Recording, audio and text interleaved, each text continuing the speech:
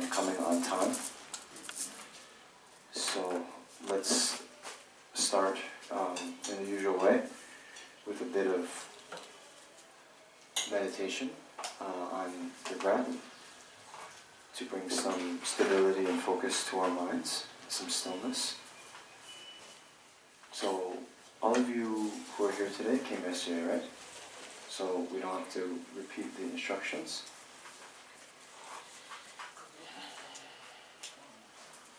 Just get into a comfortable meditation posture and begin by scanning the body from head to toe, releasing all the tension that we might be holding.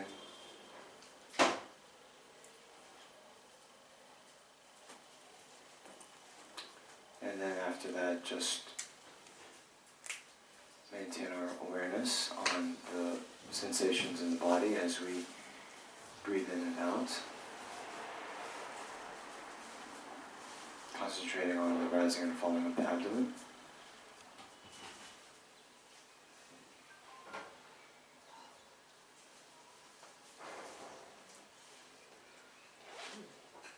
Again, if any other objects appear to the mind, don't engage with them. And in so doing, those other appearances to the mind will not distract us.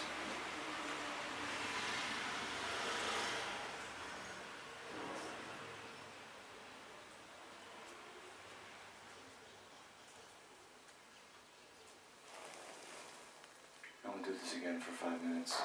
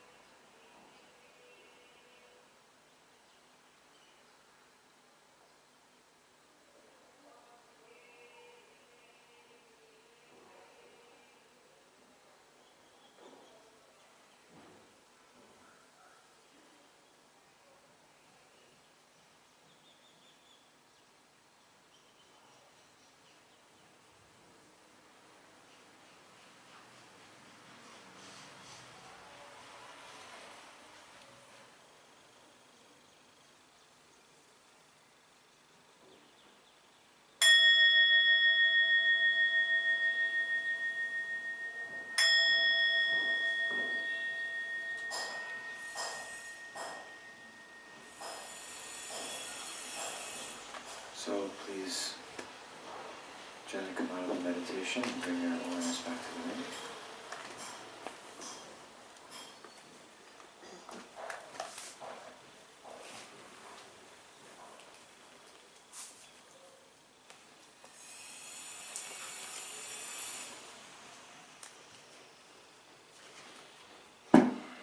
Oops.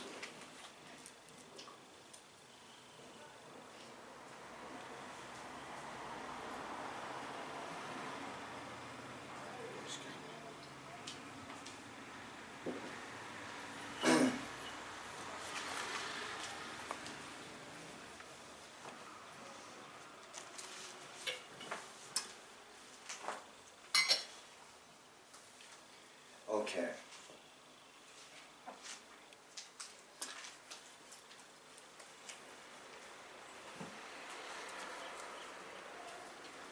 So, you guys should have in front of you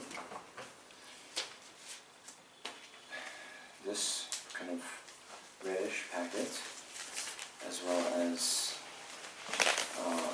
root text and this one pager here. Is that right? You all have? Okay. So, actually, before we jump into the text, let's just review and set our motivation for coming here. Okay.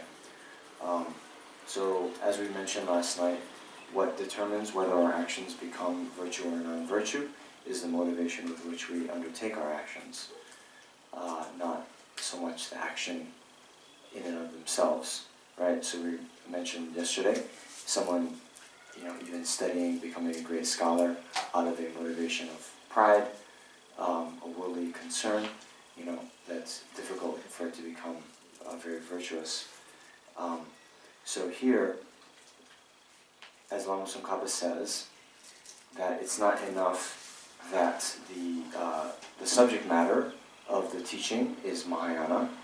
Our motivation, our own motivation, needs to be a Mahayana motivation. So what is the Mahayana motivation? But we motivate ourselves to attain the state of complete enlightenment so that we can be of utmost benefit for sentient beings. So please think in this way, that the purpose of my life is to benefit all sentient beings. And until and unless I reach the state of my highest potential, that of complete enlightenment, I will still be limited in my ability to benefit others, and therefore I need to, no matter what it takes, attain the state of highest perfection, that of complete enlightenment.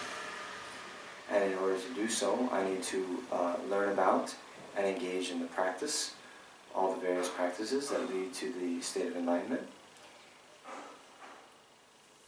And therefore I'm going to engage in this lecture and the meditation here today.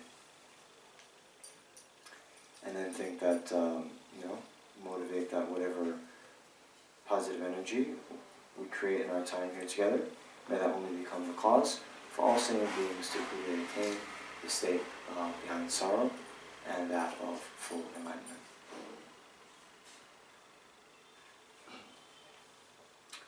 Okay. Oh, hello.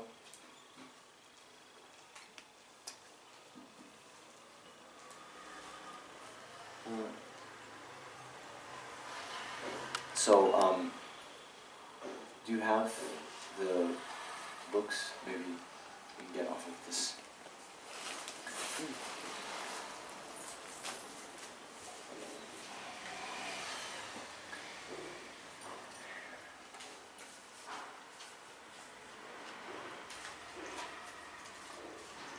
Okay, so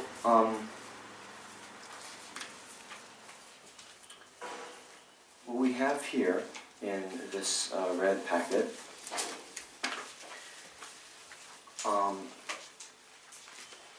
is the outline of Shantideva's Bodhisattvacharyāvatāra, and I think, pretty sure these are taken from Gyaltsab Je's commentary on Bodhisattvacharyāvatāra.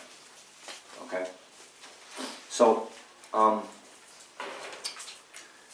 this way of studying texts through the outline is something a bit unique to the Tibetan tradition. In fact, when you read texts, the author themselves will introduce and explain through these outlines. You understand? So, it takes a little bit of getting used to, but actually, to then have the outlines is very, very, very helpful in your studies. And in fact, it would be very good to memorize the outlines of the text that you're studying. This one would be great. And here, what we have in this, this one paper, it is part of the outlines from the Lamrim Chenmo, right? So, that also would be very good to memorize, right? And then, it gives you a kind of, how do you say, distillation of the key points and how they're ordered and how the text is all put together. So then, later, as a way to check yourself, to test your understanding, you can, not look at the root text, but look at the outlines. And then just, see, do you know what is being stated in each of those outlines? You understand? The kind of critical point. And then if you do, great. If you don't, then you can refer back to the root text and then come to know that. You understand? So that actually would be very very good to do. Okay? So what I thought we could do, and this thought just came to me, we'll see how well it works. But since this weekend we're going to be going over Bodhicitta, right? Bodhicitta is described in kind of two distinct sections of this text. Okay, there's a bit at the beginning, and then jumping to the 8th chapter, then there's more on Bodhicitta, in particular, the way to generate Bodhicitta according to the instructions on equalizing and exchanging self for others. Okay? But, since it's a little bit jumping here and there, I thought we could also use the section here from Lamrim Chenmo on Bodhicitta and kind of go back and forth between the two, and hopefully get a bit of the sum is more than the parts, right? Okay, so let's see how this works. Okay. So we're actually trying to do a few things this weekend. Let's see if how successful we are. Okay. Because one, we're trying to just progress the study of the Bodhisattvacharyāvatāra in particular, and two is to get an entire overview of Bodhicitta. Okay. So I think those are complementary goals. So we'll try, okay? Alright. Now, as we mentioned before, last time we were here, do you know how far we got to in the text? 14th stanza, chapter 1. Okay. So, yes, 14th stanza, which is in the middle of the, you see here on the second page, explain the benefits of bodhicitta. Okay? Then there's 3. The potential to destroy all negativities and accomplish all virtues, attaining the special name and purpose, and explaining the benefits by means of analogy. Then, by means of analogy, there's A through F, and the benefits, the way benefits are taught in the sutras, that is stanza 14. Okay? So we got through the explaining the benefits of bodhicitta. Okay? Yes? Okay. But,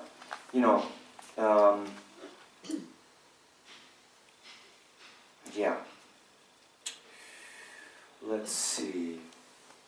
Last night, what did we get to? We talked about the 3 ways that the monastery of Vimalashila, how those scholars would introduce texts, and those are 3: greatness of the author, greatness of the teaching, and then how to engage in a teaching where that possesses both greatnesses. Okay? Then, what would normally happen is then when you actually start, you'll start at the beginning with the meaning of the title. And I started to talk about that, right? We have a Guide to a Bodhisattva's Way of Life is a kind of looser translation.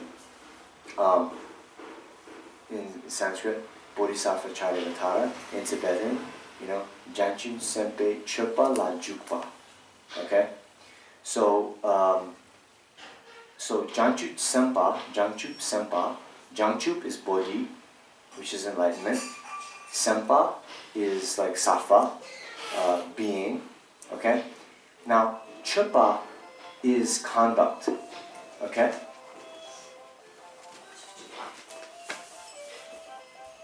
Sorry. No problem. Yes. Oh, I know that song. Is it? Sounds like La Bamba? Is it?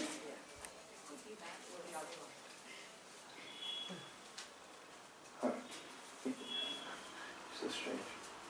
Oh. Okay? Alright. So, Chöpa is like conduct or activities, right? And Jukpa, we talked about this in some detail last time, or avatara, right? It can mean, what are some of the meanings it could be? Shanti, how's your coffee? Entering, or it could be engaging.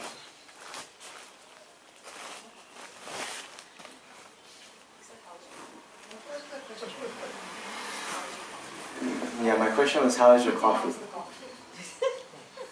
And she said her coffee could be entering or engaging. Which is also true. Also true. No, I asked 2 questions. I'm joking around. The question was, what does avatara mean, or the Tibetan jukpa? And we talked about this in detail last month. And then our star scholar of both CKSL as well as the Tibet House Master's Program in Delhi, and my boss, Shanti, gave an answer that is less satisfying than coffee, right? Because let me prod your memory. In Majjhimika Avatara, what is the preferred translation of avatara there? Entering the middle way. Avatara is embodiment. Oh man, no, not avatar. Okay. The Sanskrit word avatara. Here it means engaging in the Bodhisattva Deeds. Engaging. Thank you. But what I'm asking you, because you're in the Master's Program, right? Delhi? Yeah. Tibet House? You're It studying... means entering the fundamental wisdom of the middle way, expounding on the fundamental wisdom of the middle way by Nagarjuna, It's referring to that text and saying that it's explaining that text or entering in. It tells how to interpret that text. Here it's a little different because it refers to Bodhicitta, so it's engaging in the Bodhicitta, Bodhisattva deeds. Okay. I think Shweta has taken up something from the Master's book. Yes. Would you like to share it? Well,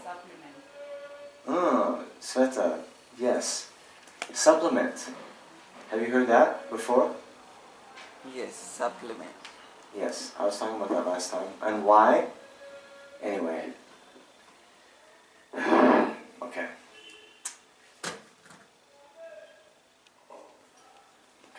Anyway, let's not get too sidetracked. Yes, please enter. Yeah.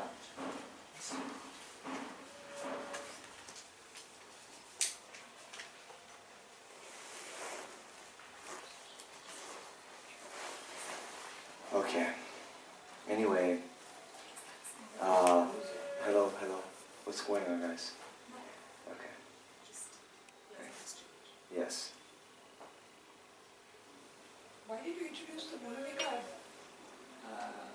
Nagarjuna here?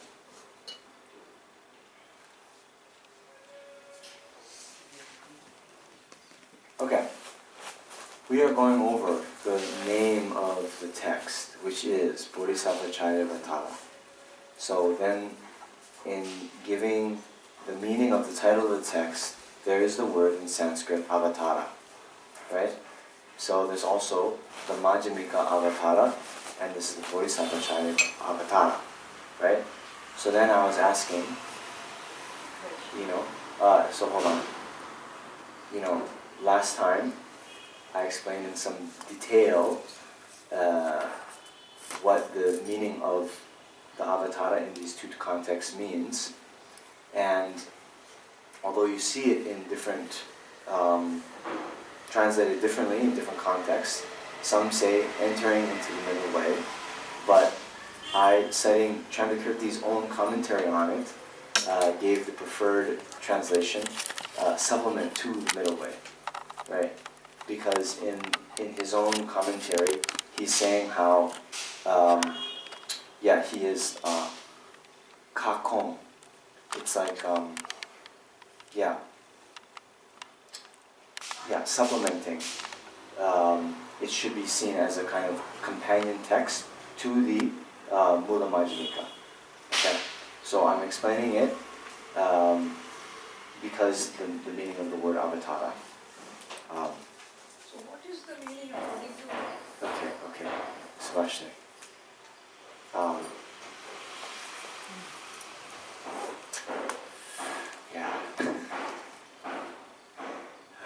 Okay, I gotta center myself. It's always a bit discouraging. At first, you start off, you think you're reviewing stuff, and then you find out,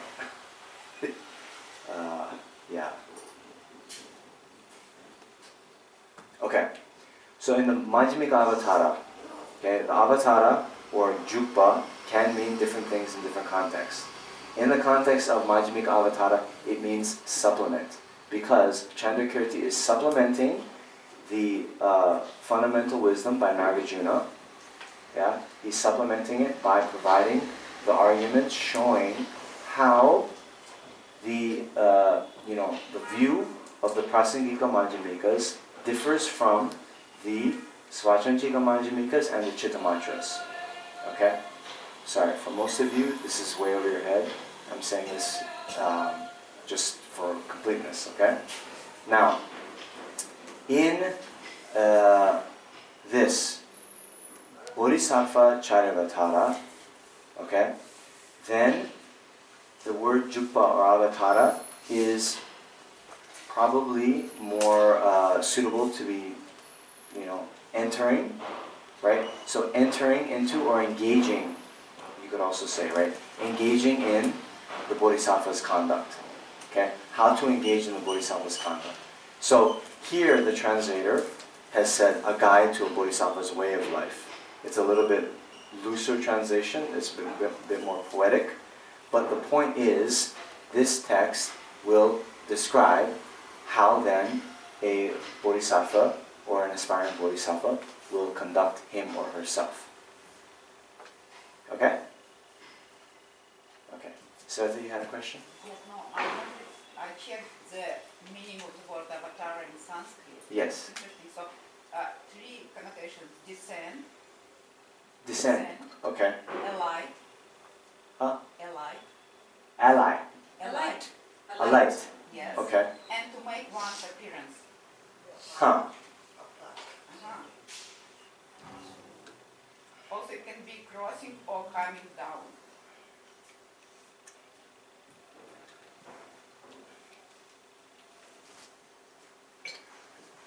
Okay.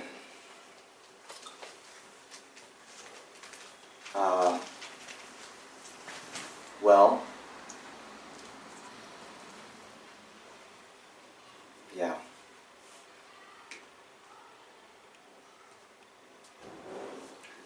Okay. I think those are the most basic translation Yeah. that can be more. Yeah. So, yeah. In any case, this is not a lecture on the Madhyamika Avatara, but those of you who are studying it, you know, I would invite you to also look at Chandrakirti's own commentary, where he explains that the purpose of composing the text, and therefore, you know, yeah, Professor Jeffrey Hopkins, he also in his, where is it? In one of his texts, he gives a lot of arguments why it should be a supplement. Okay.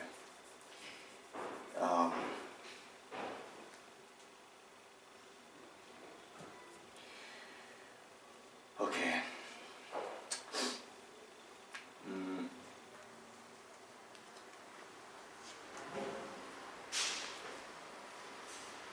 All right.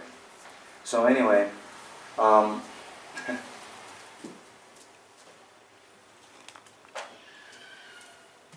let us, what shall we do now? Maybe let's just review the very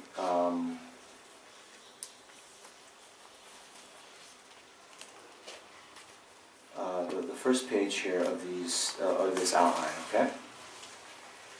So we've just gone through the meaning of the title, the translator's homage, which actually is not. See, it's actually on this page, the unnumbered page in this text. Homage to all the Buddhas and Bodhisattvas. Okay. Then the meaning of the text itself is divided into two. There's the act of introducing the explanation of the stages of the Mahayana path, and then the actual explanation of the stages of the path. So then, the first, the expression of worship. Okay. This is Shantideva in the first. Respectfully, I prostrate myself to the Sugatas who are endowed with the Dharmakaya, as well as to their noble children, and to all who are worthy of veneration. Okay? So then, why again is this expression of worship there? Hello. Right? We see this in all the many of the traditional treatises, right? Remember, I explained this last time? Yes? Okay. So,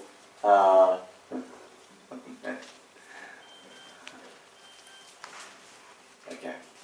So, right, there's two purposes, right?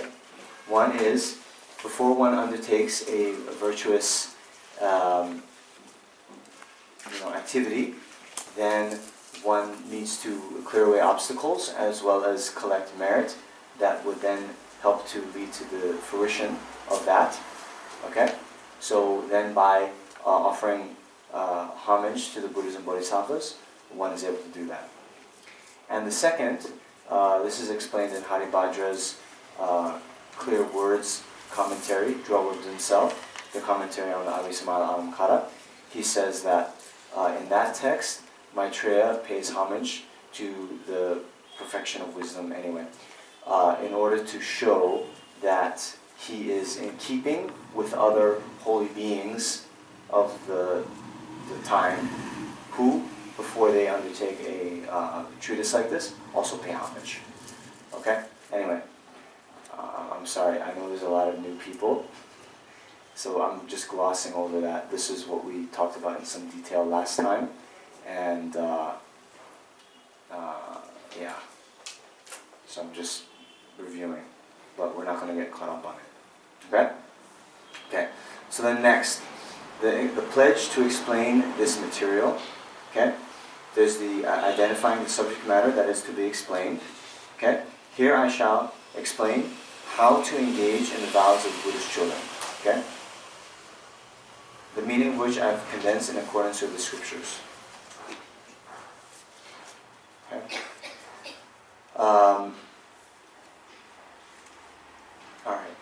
Then 3, expressing humility and how Shantideva was inspired to compose this text. Then, there is nothing here that has not been explained before, and I have no skill in the art of rhetoric, therefore lacking any intention to benefit others, I write this in order to acquaint it to my mind. Okay? For due to acquaintance with what is wholesome, the force of my faith may for a short while increase because of these words. If, however, these words are seen by others, equal in fortune to myself, may it be meaningful to them. Okay. So that is the act of introducing the explanation of the stages of the Mahayana path. Okay? Now there's the actual explanation of the stages of the path, which then is 1, encouraging the reader to take essence of the basis of leisure and endowments. Leisure and endowment are hard to find, very hard to find, and since they accomplish what is meaningful for humanity, if I do not take advantage of them now, how will such a perfect opportunity come about again? Okay, so this then,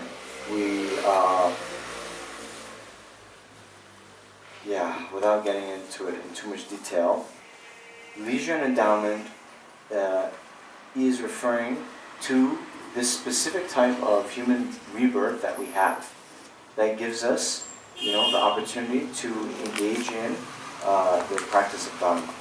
Okay? We have all the outer conditions, access to the Dharma teachings, as well as the inner conditions, a type of body and mind that is able to engage in the practice. Okay?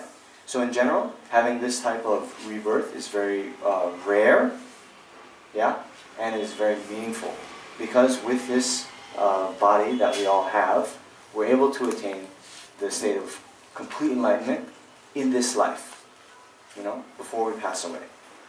Okay? Not only that, if we don't take advantage of this opportunity and don't practice well, because it is so rare, right? If we don't make use of it now, then in the future, it'll be very hard to attain again. Okay? So thinking in this way, Shantideva is exhorting us, urging us to take the essence of this life. Okay? Alright. So, 2. Then, having been motivated to try to take the essence of this life, means to make life most meaningful for ourselves and others. How then do we do that? Okay, you guys with me? You understand what I'm doing, right? I'm going between the root text and the outlines here, right? Okay, so then explaining how to take its essence, there's a general presentation, and then an explanation of each topic individually. Okay? So, the general presentation, right? And this is for this is what's explained in the Lam Rim, right? We touched on this last night, right? Really, how to take the essence of this life is, at the very minimum, we have to make preparations for our next life. right? Seeing that this life is, very impermanent, it's going to end at any time, we don't know when, and when we pass away from this life, well, we're talking about the 8 worldly concerns, all of our, possessions, all of our friends, all of our fame, all of our likes on Facebook, they all won't go with us. But rather, the only thing that we carry out with us to our next life is the virtuous imprints that we've stored along our mental continuum, as well as, if we have gotten any, legitimate realizations, then, for example, a direct realization into the ultimate nature of reality, that never degenerates. Welcome. Sorry. No problem. Yeah. Okay. We're talking, yeah. Okay, anyway, just see if you can pick up where we are. Okay. So that's a very bare minimum of what it would mean to take the essence. Okay? But even more than that, even more than trying to secure a good rebirth in our next life, right? Then more important than that is to get out of the cycle of samsaric rebirth, full stop. You understand? Because even if we are born in another good birth in our next life, well, as long as we're under the power of karma and delusions, right, the root causes that perpetuate the cycle of uncontrolled rebirth, we will, at one time or another, experience a type of suffering or unsatisfactory situation. Okay? Right. So, then, even more important than that, to gain some type of nirvana for ourselves alone, then considering how all sentient beings are in the same situation as us, not wanting suffering and wanting to have happiness, and all of them are equally, as we say, drowning in the ocean of samsara, right? If we then just do something to secure our own well-being, it's actually quite limited compared to doing something that will then position ourselves to be of utmost benefit to all sentient beings. And this is the attainment of Bodhi, right? Full enlightenment. Zope Sangye, Samyak Sambuddha, right? And this is what we were distinguishing last night between those two kind of accomplishments. The mere attainment of personal nirvana or liberation from oneself versus the full attainment of complete enlightenment. Okay? So, those 3 goals, you understand? The attainment of a good rebirth in the next life, the attainment of liberation from samsara for ourselves alone, and the attainment of full and complete enlightenment for the benefit of all sentient beings, okay, are the so-called 3 scopes, or the 3 kind of, goals, one could say, of one's Dharma practice. And all of the teachings of Buddha then show the methods for someone, an interested person, to attain any one of those spiritual goals. Okay? And therefore, you have just one page of the outline of this, great treatise on the stages of the path to enlightenment, right? All of the Buddhist teachings then are arranged in the so-called order of practice that would then lead to any one of the accomplishment of those 3 goals. You understand? Okay? Yes? You with me? Yes. Okay, good, thank you. Okay. But here, this Bodhisattvacharyāvatāra, its intended audience is someone who is interested in the third goal, right? The state of full enlightenment, right? And as we mentioned yesterday, right, to get back to the title, Bodhisattva, right? Bodhi, full enlightenment, sattva, being. A Bodhisattva is someone who is not yet a Buddha, not yet a fully enlightened being, but has the mind of Bodhicitta. Bodhi, enlightenment, Citta being mind, so it's the mind aspiring to full enlightenment. Okay? So then, see, what this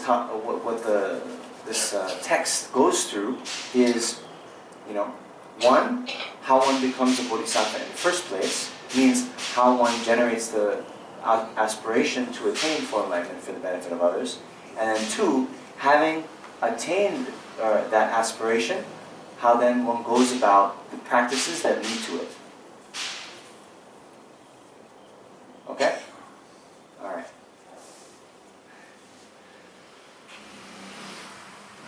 Okay. I'm just trying to set the context. I hope, you know, I'm laying the groundwork and it's understandable. Okay? Good. Alright. So now, right, first, Shantideva is, you know, talking about, right, reflecting on the benefits of cultivating bodhicitta. Okay? So, you know, it's good policy, right, before, you know, one engages in something, which is going to be a lot of work, to understand the benefits of doing it, right? Because actually, to cultivate the mind of bodhicitta, even to cultivate the mind of bodhicitta, much less the actual attainment of full enlightenment, is going to take a lot of work, right? I think we mentioned last time, right? Remember this, well, do you remember? But this personal nirvana, right? The kind of middle goal, right? Along the spiritual path, the attainment of personal liberation, nirvana, right? It is said in the text that, well, one can attain that reasonably easily, right?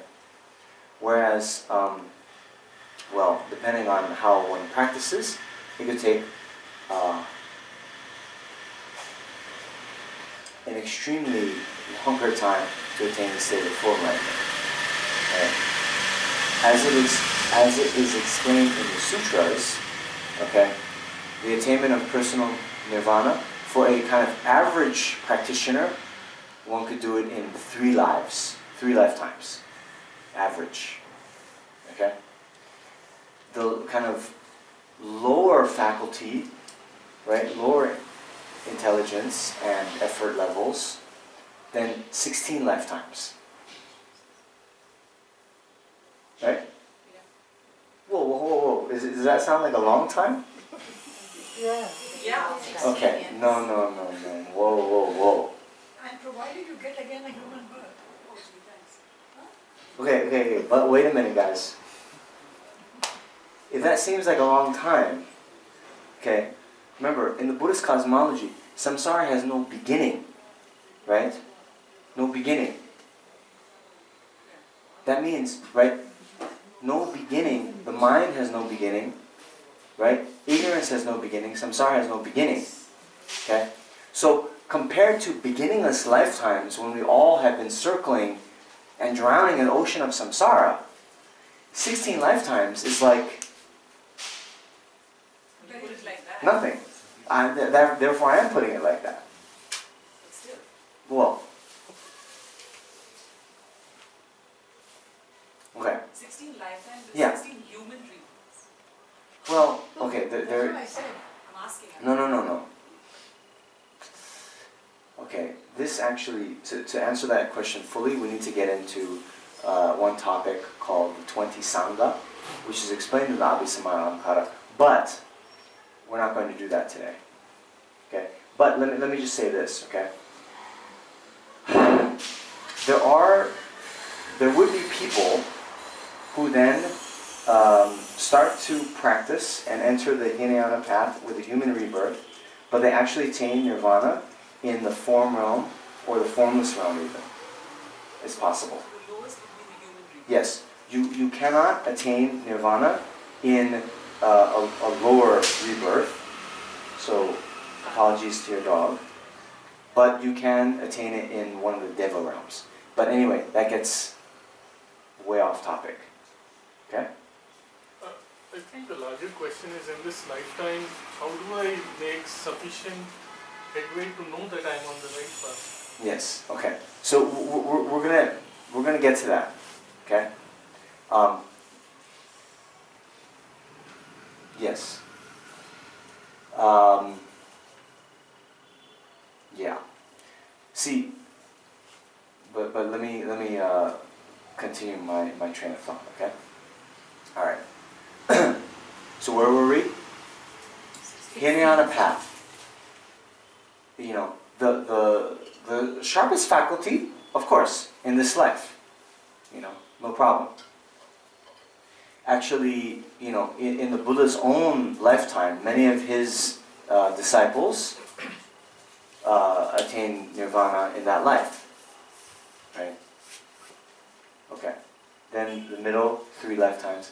Then the kind of, even the laziest among us, 16 lifetimes. Okay. So then you guys are, oh my God, 16 lifetimes. Okay. So now, let's just then compare that to the Mahayana path. In the sutra system, and this actually, by the way, is how the historical Buddha himself practiced. But it's said that from after the time that he developed bodhicitta, uncontrived bodhicitta, right? You understand? Do any of us have uncontrived bodhicitta? Uncontrived means naturally arising, right? So, very difficult. Right now, we can at most, with a lot of effort, meditating, we can get some semblance, what they call the Puram Tapu. It's like, oh man, I have to think of a more elegant way to explain this. But, you know the sugar cane, right? Okay, you guys have the sugar cane juice? Wow, I kind of want one now. But don't go out and get one, right? You have the sugar cane that goes through that machine, right? The press, okay? Then what comes out afterwards? Just the husk, right? Okay. They throw that on the side, but all the bees and all the flies come, right? Why? Because there's still some sweetness on it, right? Okay. But compared to the actual sweetness of the real juice, no comparison, right? Okay. So it's like that. Before we have the real juice, bodhicitta, sugarcane juice bodhicitta, we can have the kind of husk, like discarded thing, which compared to the real one, no comparison. But that's all we can do, right? So even to get to the real juice bodhicitta, very difficult. So what I'm saying is, even after Shakyamuni Buddha, the historical Buddha, had the real full-fledged bodhicitta, then he practiced for 3 great countless eons. Yes. Okay. 3 great countless eons to attain enlightenment. Now, what is a great countless eon? In the texts, okay, sorry, we're getting a little bit technical, but just hear me out, okay? It says it's like, 10 to the 59th power. Yeah, that's why it's countless, because you can't count that high. Okay. Now, that many eons. Then, as some of you know from your extensive reading of sutras, right? What is the measure of an eon? And then, like in the Sanghata Sutra, then there's all those analogies, right? There's an analogy of, imagine, someone is living next to Mount Sumeru, or a very high mountain, and then every year one comes, one goes out and takes a piece of silk and then just, rubs the tip of the mountain once. Okay? There'd be some erosion there, right? Okay. But every 100 years, one does that. Okay? So imagine how long it would take then for, just from doing that, the mountain to be completely eroded. Okay? Imagine that. Okay. Then, even after that happens, an eon would not have ended. Okay? So now, it gets very inconceivable. Okay? So what is the point? The point is, well, are we encouraged or discouraged by that? So, exactly. Are we encouraged or discouraged by that? Okay? So the point is, you see,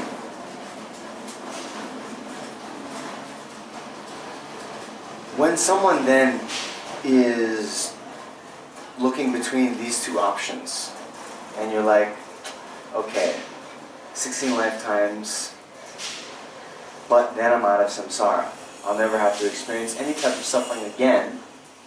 Or I can do something where I'm able to liberate all sentient beings from their suffering as well.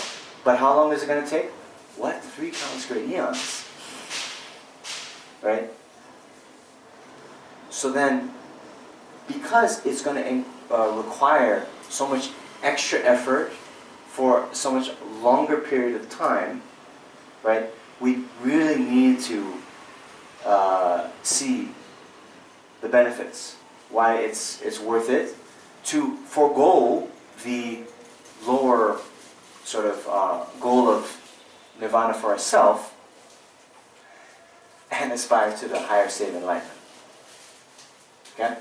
So that is why Shantideva then puts all this energy at the very beginning into the explanation of the benefits of bodhicitta. Okay?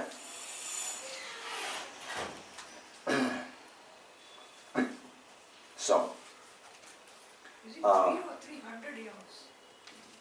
3 countless great eons. Now, actually, there's a bit of a caveat. Because,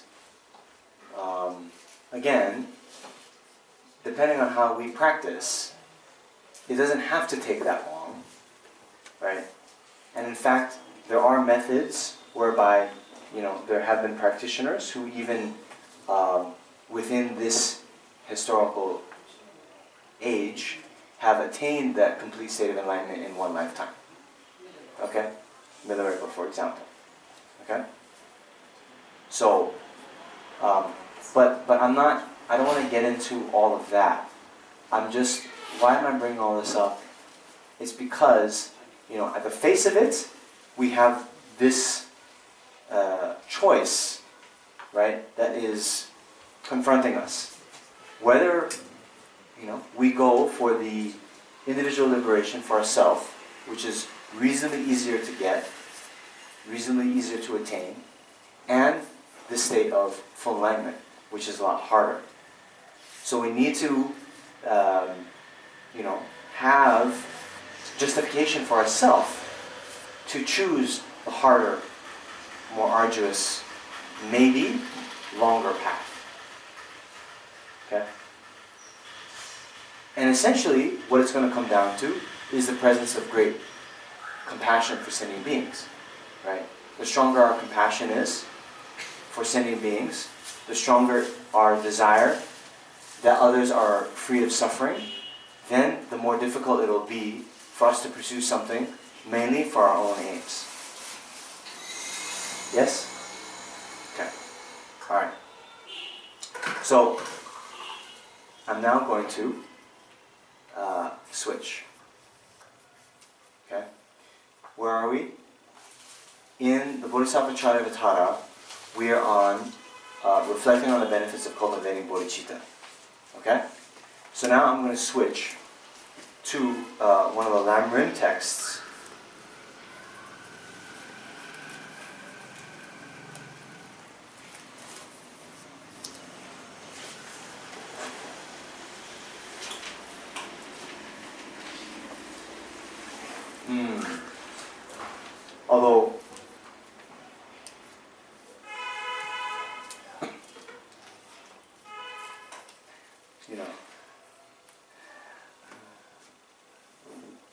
Sadhana is there, preparing.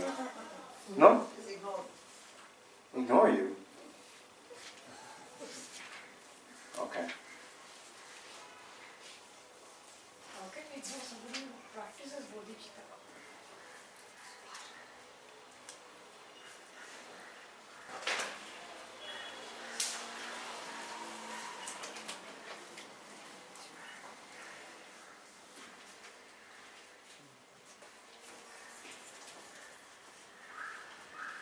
Okay. I'm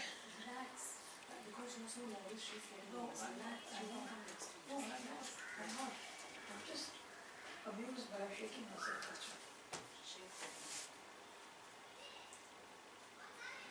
Okay. So, I'm going to, sticks and carrots, right? So we have some snacks that are being prepared right now. I'm just going to continue a little bit more on the text, and then I'll reward you with cakes. Okay, I'll bribe you. Okay, so let's just get through this a little bit more. Okay, so now I'm switching to this paper. Okay, so you see what I basically was describing before, just for those of you who maybe aren't as experienced.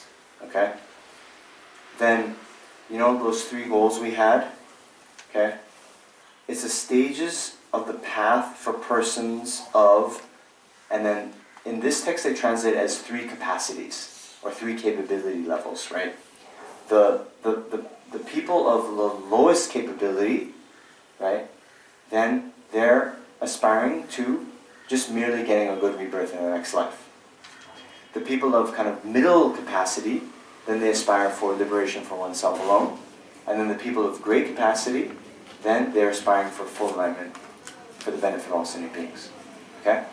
So this is actually copied from, I don't know if this is too much detail or not, but the Lamrim Chenmo. Okay? Which is what I was saying, is the type of genre of text that then arranges all the Buddha's teachings, all the practices, into those 3 categories, right? According to the capacity level and the respective goals of the practitioners. Okay? Alright. So, volume 1 is in 3 volumes. Volume 1 talks about the practices associated with the so-called, low capability and middling capability being. Then volume 2 talks about the great capability practitioner. Okay? Alright.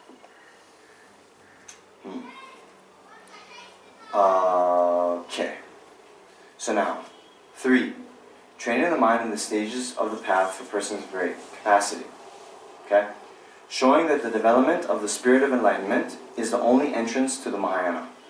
Okay, so spirit of enlightenment is how it's translated, they're translating the word Bodhicitta. Okay? Rather than saying the mind of enlightenment, it's more of a, they say spirit.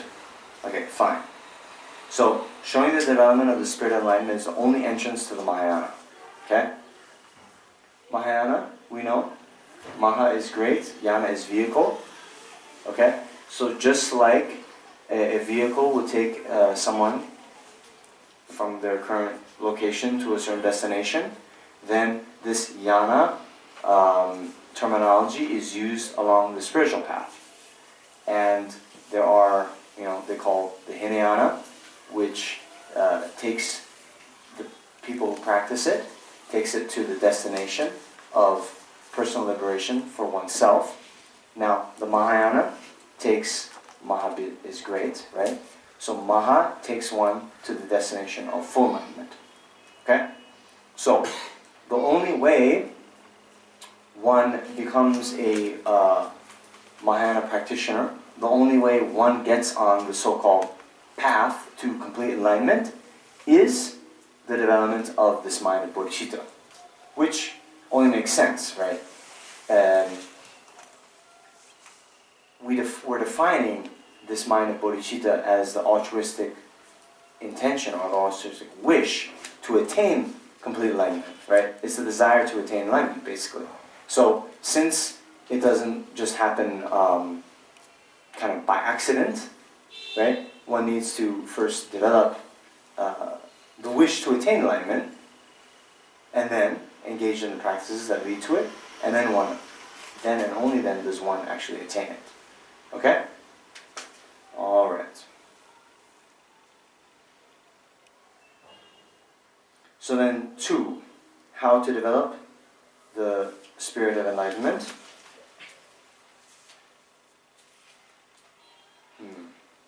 So, how the spirit of enlightenment depends on certain causes to arise. Okay?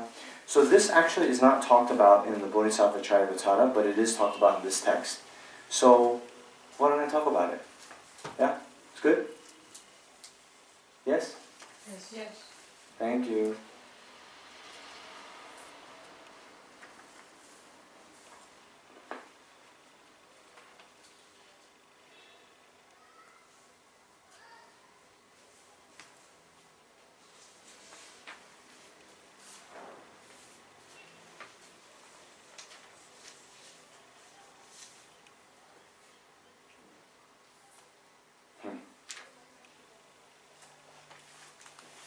Interesting.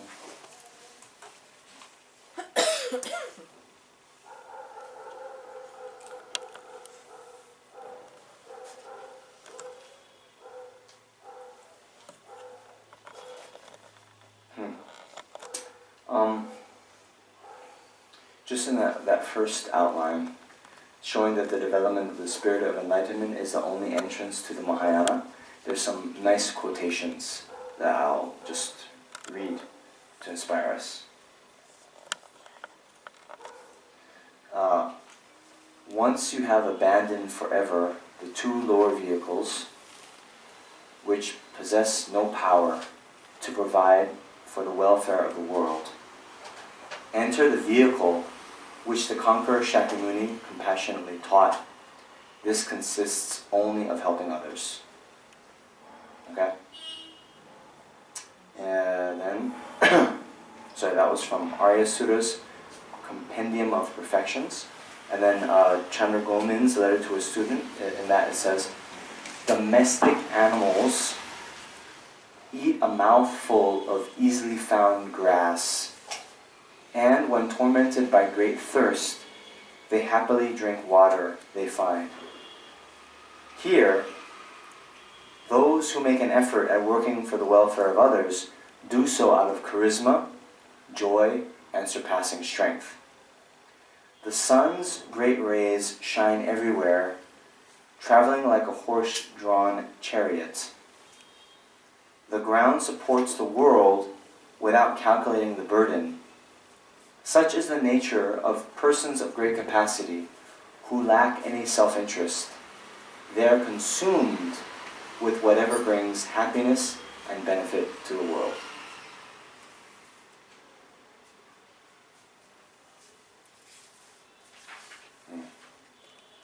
Okay.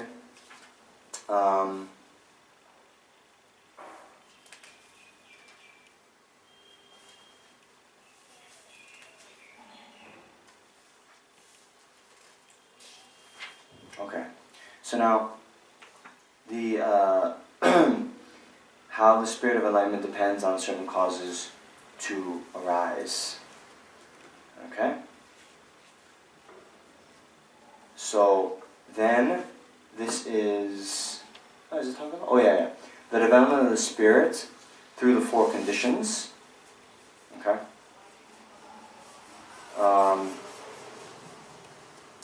So here, I'll just read according to the Lamrim Chenmo, yeah? What are the numbers next to it? Which numbers? Next to each sentence is a number. 22. That's the page number in the Lamrim Chenmo. Which, the volume?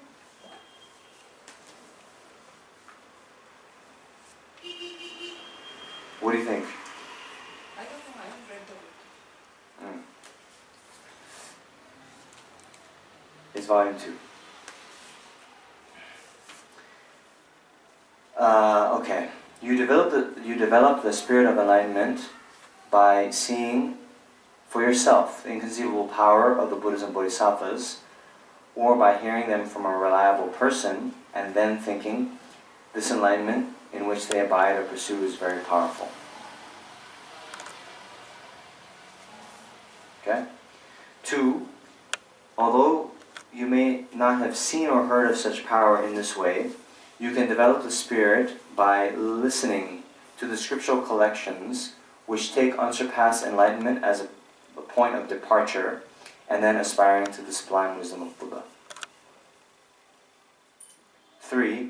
Although you might not have heard the teaching, actually, okay, maybe I'm going into too much detail. You can develop the spirit by understanding that the excellent teaching of the Bodhisattvas is about to disappear, and then thinking, I will definitely develop the spirit of enlightenment so that the Bodhisattva teaching will remain for a long time, because the existence of such teachings removes the suffering of innumerable living beings. 4. Although you have not seen the decline of the teaching, you think it is difficult to generate the spirit of enlightenment of even a Shravaka or Pratyeka Buddha in these terrible times, in which there is a preponderance of ignorance, shamelessness, lack of embarrassment, jealousy, stinginess, and the like. Then what need is there to mention developing the spirit of highest enlightenment? If I were, at some point, to develop the spirit of enlightenment, others would surely follow. Thus, you develop the spirit of enlightenment through seeing the difficulty required to develop it. Yeah, understand?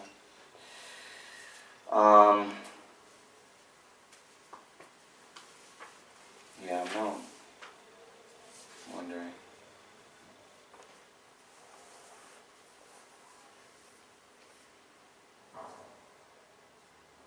Okay, it gets, anyway, he goes on for a while, but I'm just going to jump ahead and get to the kind of essence, right? So we're talking like, the mind of bodhicitta is the altruistic wish to attain enlightenment for the benefit of all sentient beings, okay? So what is actually necessary, you need to understand, the need to attain enlightenment. And in order to do that, you need to understand what the difference is in the level of realization between a fully enlightened Buddha and one who has merely just attained nirvana for oneself alone, right? Right. So one can do that by then looking or reading or hearing about in the various scriptures all the powers, the qualities, the wisdom, and so forth of the Buddha, right? And then by seeing one then sees the difference in those two goals, and then seeing how one can be of more benefit if one attains the state of full enlightenment, right? One says, okay, that's what I need to do. Understand? Okay. So, here, to sum up, right? Without the desire to attain Buddhahood that comes from cultivating faith in Buddha's good qualities, okay, you cannot overcome the sense of contentment that thinks that peace, nirvana, alone is sufficient to fulfill your own aims. Okay? The desire to attain Buddhahood on account of training in love and compassion and seeing the fulfillment of others' aims as a necessity can eradicate the sense of contentment that thinks that peace alone is sufficient to fulfill others' aims, but cannot stop the sense of contentment that thinks that peace is enough for your own aims. Okay? Besides this desire to attain Buddhahood that comes from cultivating faith in a Buddha's good qualities, there is no other way to stop the sense of contentment that thinks that your peace alone is sufficient to fulfill your own aims. Indeed, you do need to overcome the sense of contentment that peace alone is enough to accomplish your own welfare, because Hinayana practitioners who are merely liberated from psychic existence have only a partial elimination of faults and a partial knowledge, and thus lack the perfect fulfillment of their own aims. And 2, these practitioners are liberated from the problems of psychic existence, but not from the problems of peace. And 3, the perfect fulfillment of one's own aims is, it is said, the Buddha's embodiment of truth. Therefore, once you cultivate faith in the good qualities of Buddha, you will see that you must attain Buddhahood to accomplish even your own aims, let alone the aims of others. Understanding this is important for you not to turn back toward the Hinayana. Yes, I see you nodding your heads, but it's actually a little bit complicated. I will entertain your question in a little bit, okay? Don't just nod your head because it's actually a little bit complicated. Yes, please?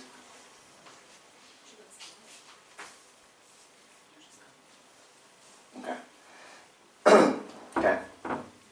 So, we have here a discussion of, our own aims, right? Our own purposes and the purpose of others. Okay? So now, we're talking about these 2 different goals.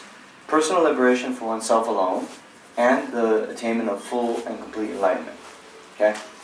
So now what Tsongkhapa is saying, okay, one could have a doubt, thinking, well, the attainment of mere liberation for myself alone is enough for my own purposes, but that's not sufficient because to accomplish the welfare of others, I need this full enlightenment.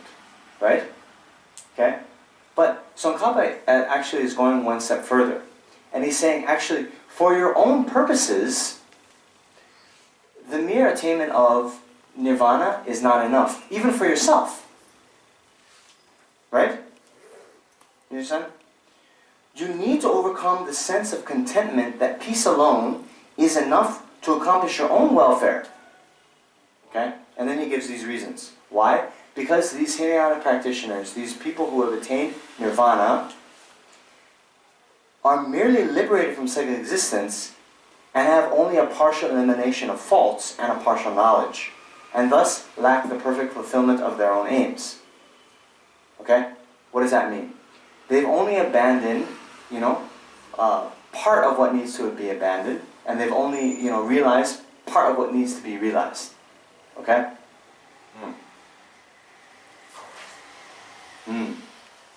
Okay. 2, these practitioners are liberated from the problems of psychic existence, but not from the problems of peace. What are the problems of peace? Okay. Maybe we can't say. We think there's no problem with peace. Here, what peace is referring to is this, the mere attainment of personal liberation, whereby, those practitioners, after they've attained nirvana, after they then pass on from this life, they abide in a kind of, samadhi, a peaceful samadhi, right? But, I don't know, Why does but you see, at some point, then it is said, the Buddhas will come wake you up and say, you haven't achieved the highest goal, therefore now it's time to enter the Mahayana, right? But after abiding in that state of, peaceful samadhi for so long, then when they start to enter into, the Mahayana path, they don't remember what it's like to suffer, right? Because they've abided in nirvana for so long. And therefore, to develop compassion wishing that others be free from suffering, right? Since they don't really remember what it's like to suffer, then it's very hard for them to develop compassion for others. So that is the problem of peace, right? 3, the perfect fulfillment of one's own aims is the Buddha's embodiment of truth. What that means is the Buddha's omniscient mind. Okay? Anyway, you guys understand? See, what it is actually to fulfill, one's own purpose is to attain the omniscient mind of the Buddha that has completely abandoned all the faults as well as the imprints on the mind. Okay? So, why is Tsongkhapa going into all this?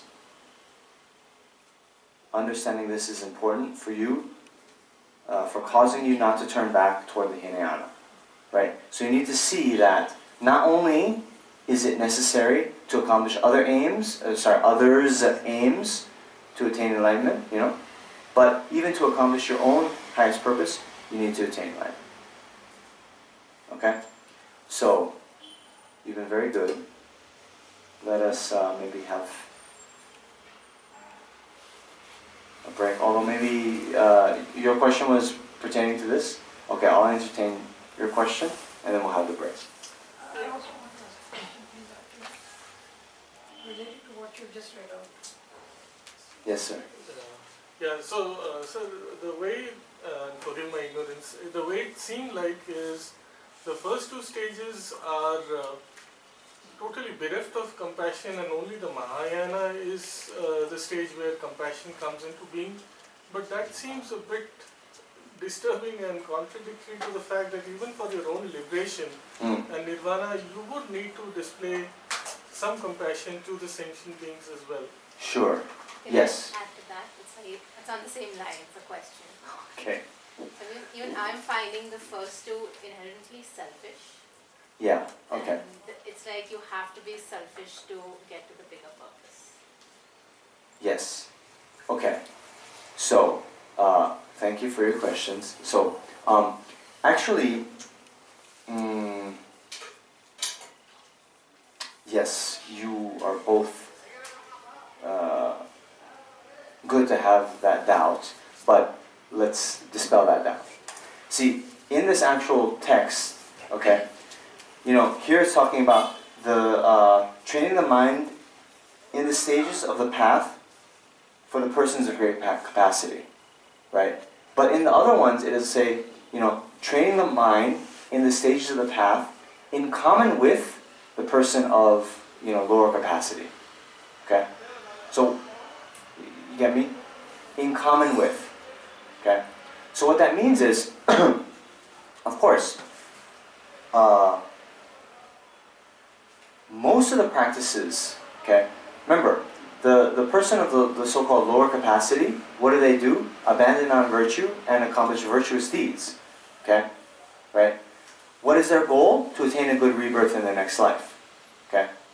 So, the actual practice of abandoning non-virtue and accomplishing virtue, okay, is the same as someone who's aspiring to the Mahayana.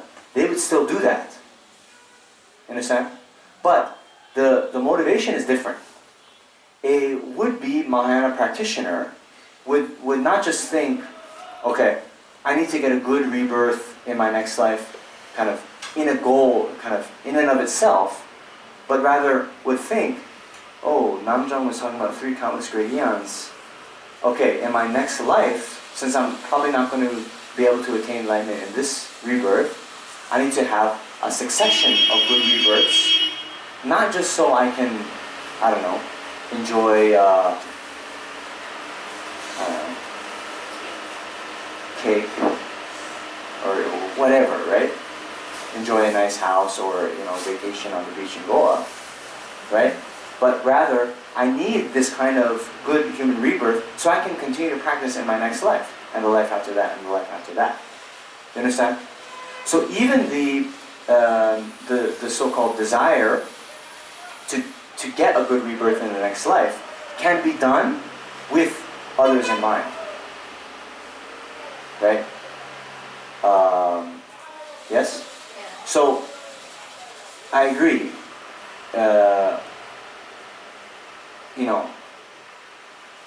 The law of cause and effect is such that if you were to just have a very selfish motivation, right? That I myself, I want to be rich in my next life. And I'm reading in these texts that wealth and resources come from practicing generosity. Therefore, in order that I may be rich, very rich in my next life, I'm going to then practice generosity. Okay? Because of the law of cause and effect, you will attain benefits, means, resources in the future from an act of generosity. Right? But if that's all you're thinking about, yeah, it's quite, I don't know, selfish. We could say limited in its scope, right? On the other hand, if you think in a more expansive way, right? I need to benefit others. I need to attain enlightenment for the benefit of all sentient beings. And therefore, we know in our own life, right? I know many of you work very hard, right? And have very limited time to take off to engage in, Can anyone just take a month off of work to do retreat? It's very difficult, right? But if you, were somehow independently wealthy, you come do retreat, right? Yes? You could. Whether you would choose to is another question, right? But, it is true that we need some level of, it's true, right? Financial freedom, they call it, right? Having money in the bank does give us some freedom to, have leisure time, right? Anyway, does that make sense? So the 5 disciples of the Buddha attained only personal liberation? Yes. Two common appearances. Yeah.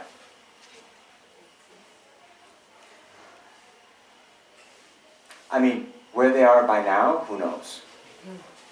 Right? And these are the 5 first disciples in Sarna, right? But he did have other disciples that, attained various levels. Okay. So, time for true happiness.